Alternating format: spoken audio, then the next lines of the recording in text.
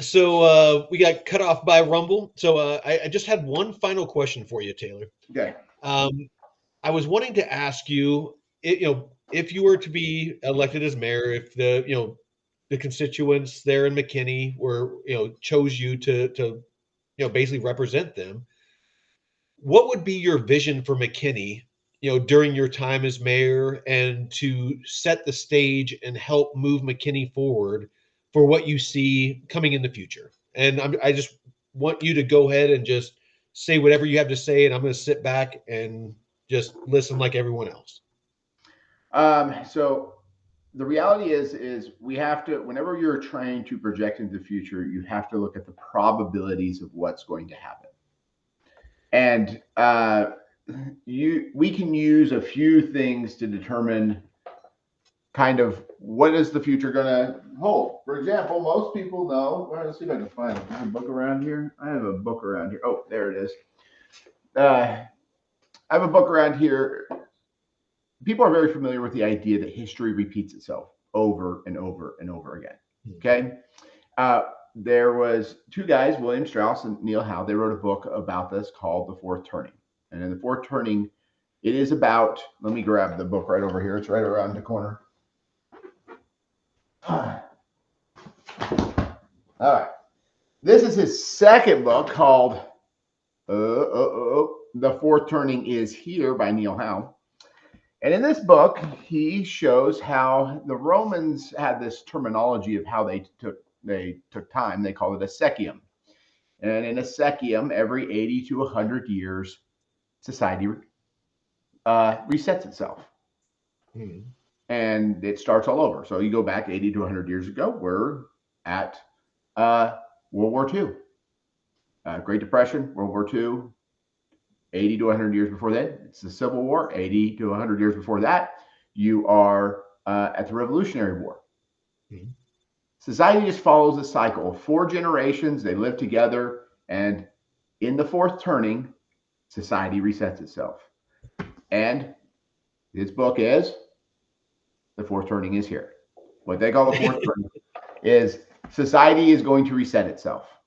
Mm-hmm. And it does that because, and they go through to explain exactly why the mechanisms that cause that, the inflation, fighting foreign wars, all the things that cause a society to fall apart.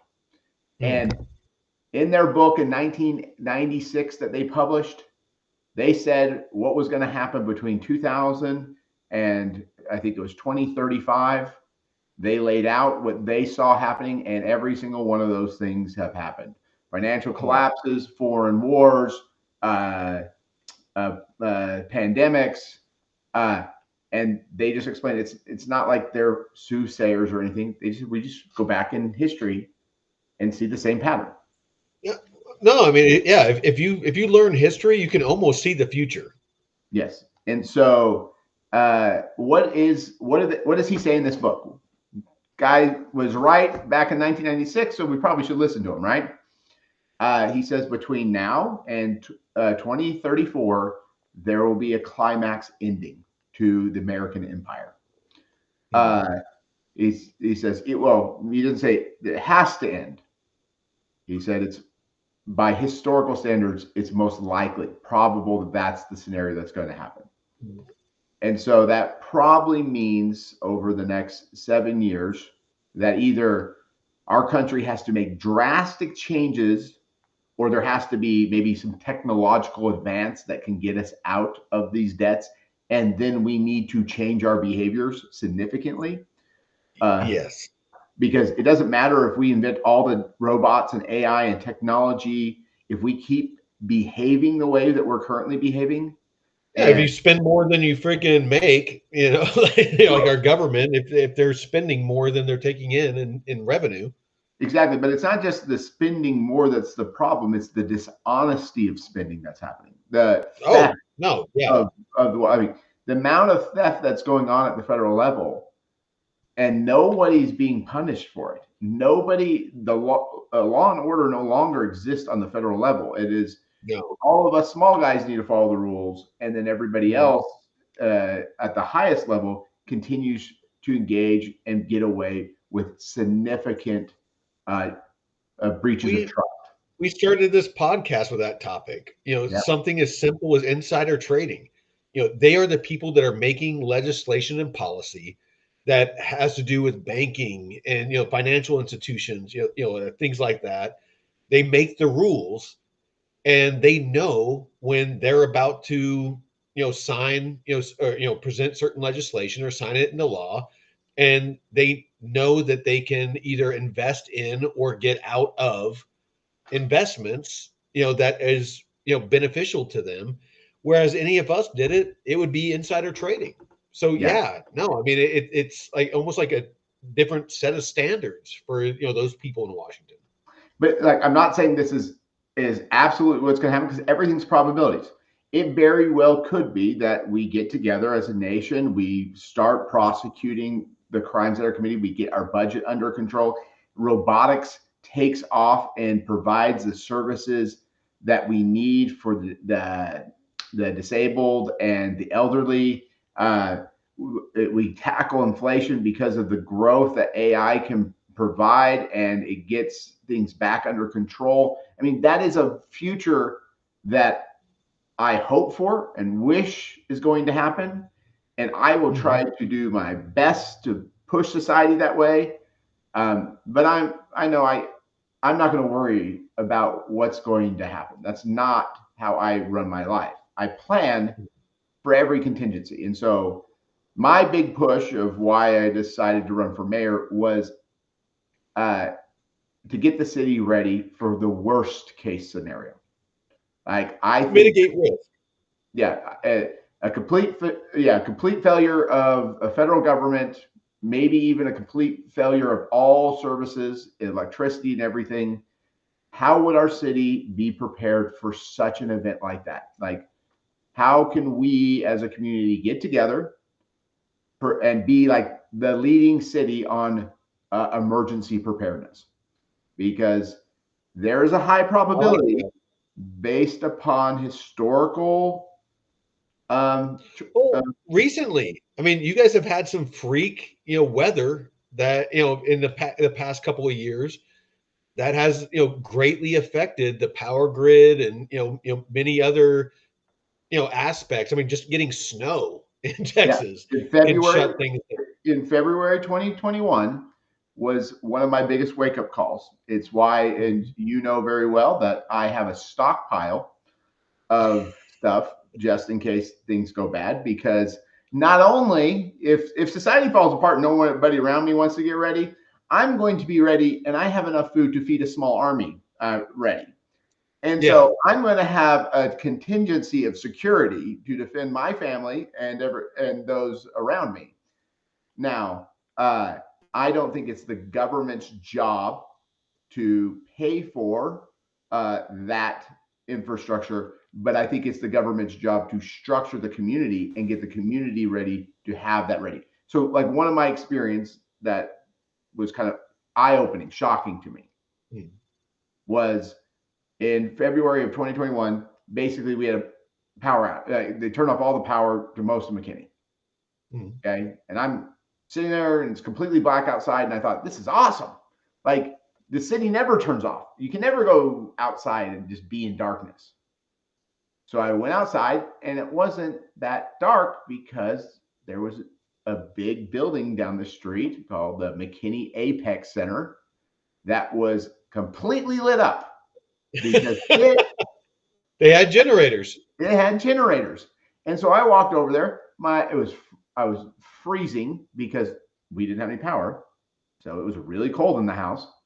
And I said, I'm going to go over there and see if who's there. And it was completely locked up.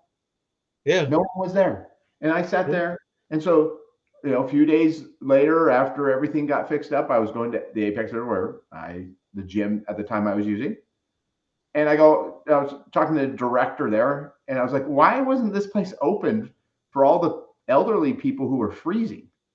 And the response to me was, well, that's not this place's job. And I was like, Oh, so the city thinks in emergency scenarios, it's not their job to take care of the citizens. It's right? pretty clear. That's what he was telling me. And I was shocked. And I was like, no, it immediately should have been opened up. It No, should yeah, be. there should have been people rushing there to like, and have like, storerooms of blankets and whatever else. Exactly. It's any government building with generators in a time of freezing and electric power goes out. It should be known by all the citizens that you could go there for warmth. It's a safe haven. Yeah, and it's like, and if it's possible, if there's enough money, there should be many centers like that throughout the city, if scenarios like that happen. Yeah. And so, uh, I think there's a way that you can prepare a city for like an EMP attack if one were to happen, where it could be completely mobilized. So security, but among the residents, they could have security that if power went out for 3 months, like Texas Grid, if it would have went out, we would not have power for like a month. And people don't realize, even a short-term power outage, like a week, 2 weeks, a month, there's Yep. going to be a significant impact on emergency care, like hospitals. The amount of diesel fuel they have for generators for hospitals is usually about 2 weeks at max. Yep. So any major emergencies, refrigeration, when it comes to medicines that need to be refrigerated, foods that need to be refrigerated, all of those things, fuel Yep. pumps, if People, there isn't backup power, these semi trucks that are moving supplies are not going to have the fuel they need. yep. It's people do not realize how fragile our way of life is. So it's good that, somebody that's, you know, it's one of the things that I feel personally, Yeah. even though it's, my brother aside that's running for office, it's one of the major things that I feel is the problem with many public officials is they're so disconnected from what the day-to-day life of the average constituent or citizen is and the needs and the potential threats, because politicians, when something major happens, everyone, they have teams of people that rally around them to Yeah. ensure that they're not impacted personally. Yeah. So Whereas the the average citizen doesn't have that. They don't have the security. They don't have, the bunkers and, the different things that, they get whisked off to where every, need is met. yeah, and a lot of It's these good to issues, hear that there's people that think about that. and a lot of these issues I know because of you, because you are a prepper and you did this in the military, and so you have told me, hey, this is what could happen, and this is how bad things could get. So Yeah. um, if what I hope to create is some kind of emergency preparedness thing for McKinney, that if a serious event happened, meaning the power grid is out for more than a couple weeks, how would the city be able to protect its citizens, provide enough resources to its citizens for them to survive and be secure? And I think the way that you do that, or I'm of course more than willing to listen to experts on the situation, but my idea is that McKinney needs to be broken down into 70 neighborhoods, and each neighborhood needs to have its own little community, basically what I would refer to as like some kind of directors or people in those communities that know everybody in the community, know how their situation, and come up with plans for each area on And what have they're a going bishop to do. storehouse. Yeah, they can have whatever. I'm actually stealing this idea. They're in the Philippines. They're called barangays. In the Philippines, this is how they divide their whole nation up. They're broken down into barangays, and you have a barangay captain. And your barangay captain is the one that is supposed to be over a neighborhood area. And I think that uh, the city of McKinney, I think every city should do it. I think every city should have a massive plan on if we're going to have some kind of massive situation. How are we going to? Michael, did we lose you?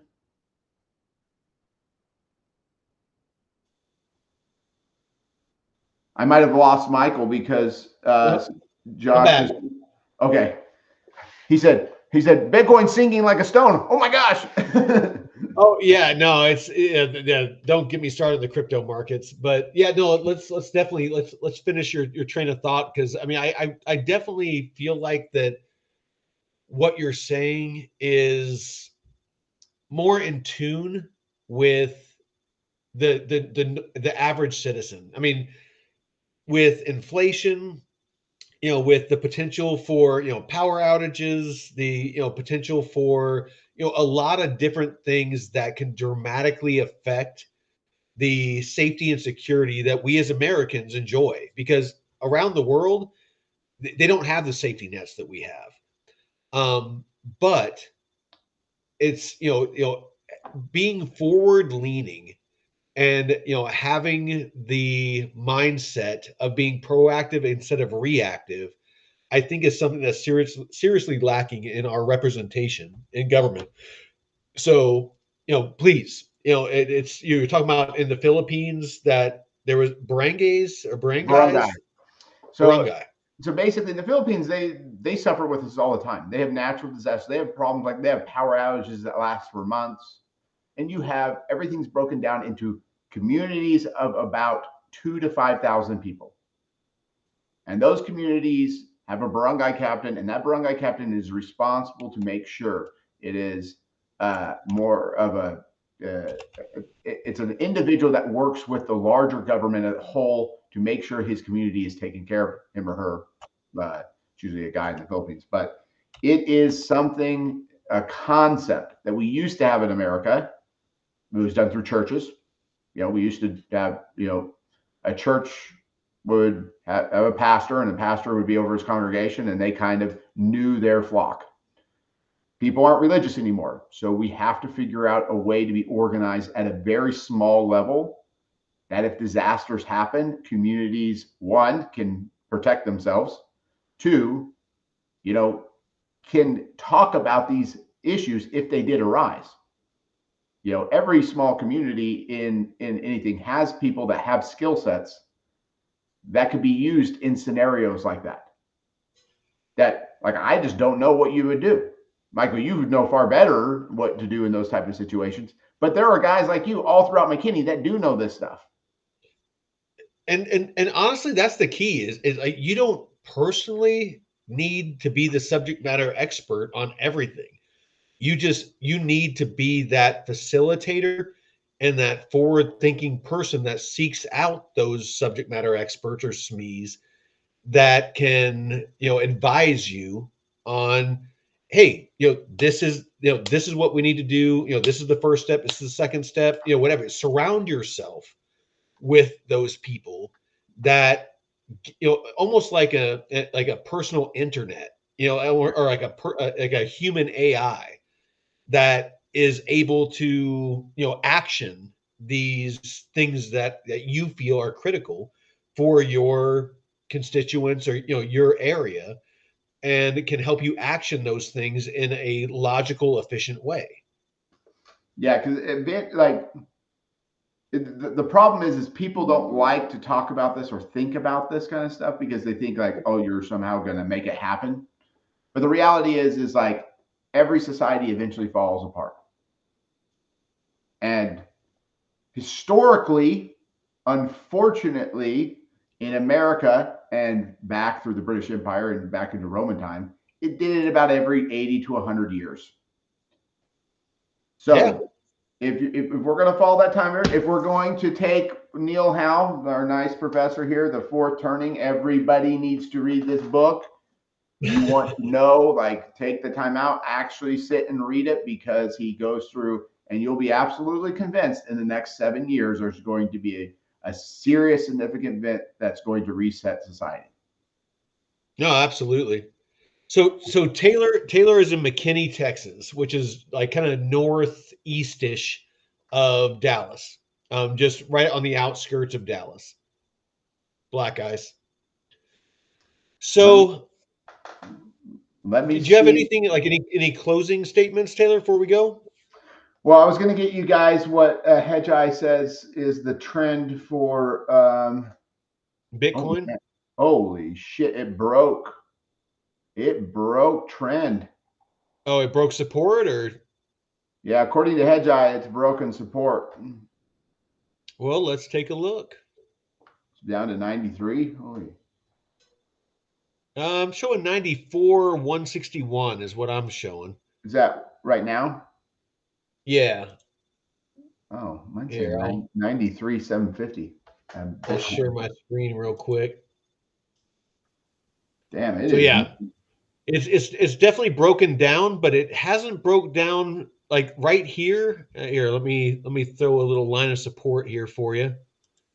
Horizontal line. You can see the line of support is about there. Yeah. So it looks like it bounced. So And around 92K looks like the line of support for Bitcoin right now. And you can see it bounced here, bounced here, bounced here, bounced there, bounced there, bounced there, bounced here. So it looks like it's still holding up. And that's on the day. On the hour, definitely looking brutal on the hour. But again, with anything investing, zoom out. So here's that 92-ish line that we were talking about. It's still holding up. I wouldn't be too worried about it. Um, by far I'm not an expert, but it's I feel like we're in, and this is my personal opinion, and I'm again not an expert, but I feel like we're in that final capitulation before ETH and the rest of the market. We get that alt season that we're all anticipating and hoping for, because it's just, if the 4-year cycle is going to hold, it has to happen in the next month or two, unless the 4-year cycle is going to be broken, and it's going to be like a whole new uh basically like a whole new model, which is possible. I've been saying for a while that with institutional money entering the market with as low as a market cap we have, it's we have legislation that's being passed, things like that, that allows a lot of these big banks and institutions to, with these ETFs, to where now they can manipulate the shit out of this market, and they can liquidate longs and shorts at will almost, yeah. and basically just suck liquidity out of the market. So people need to be aware of these things. Is this is a different, a bull market, and if you don't understand, definitely stay out of meme coins. Do not invest money that you are not willing to lose. This is a highly speculative market still.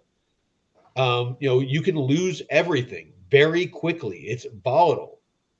Do not invest in crypto unless it's money that you are willing to lose. And it's something that I a mantra that I personally follow.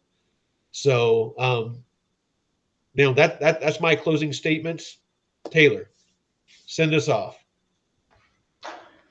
The reality is we're going to have very difficult times going forward.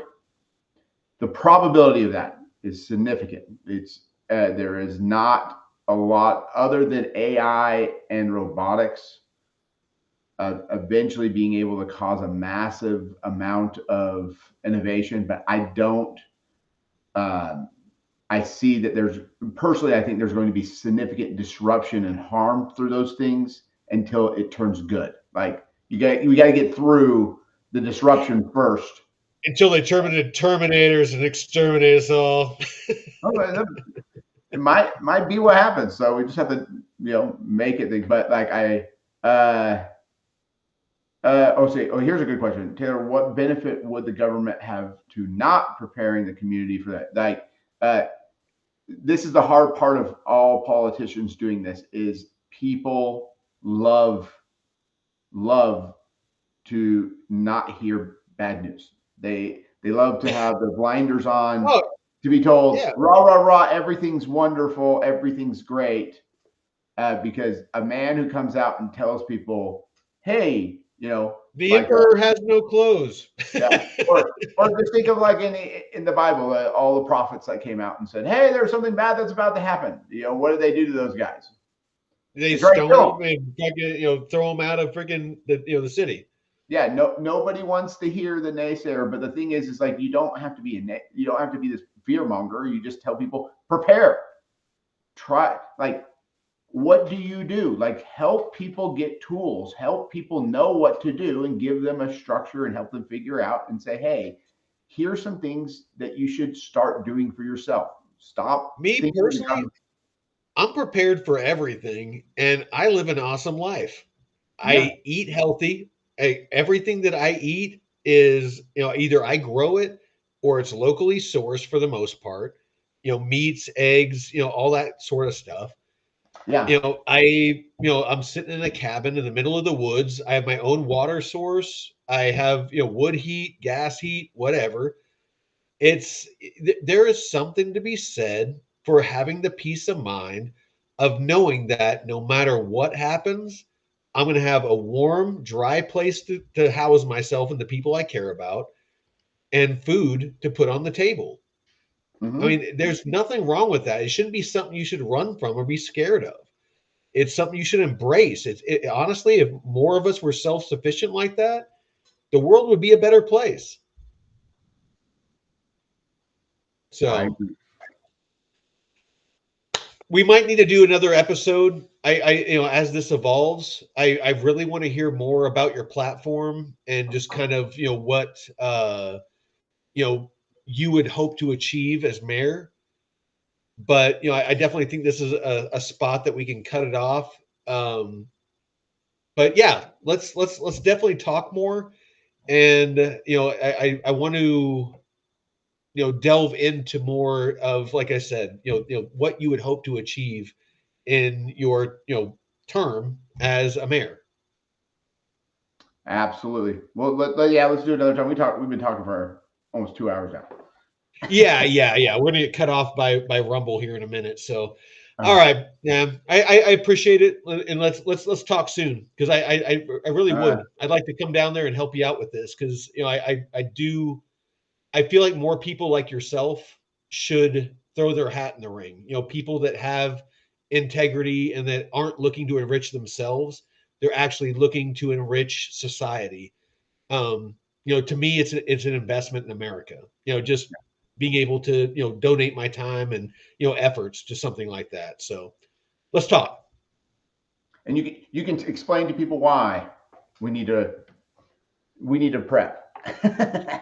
Yeah, all day long. You know that I'll fucking talk your ears off about that shit. All right, man. We'll talk to you soon. I love you, man. All right, later. Bye. Yeah.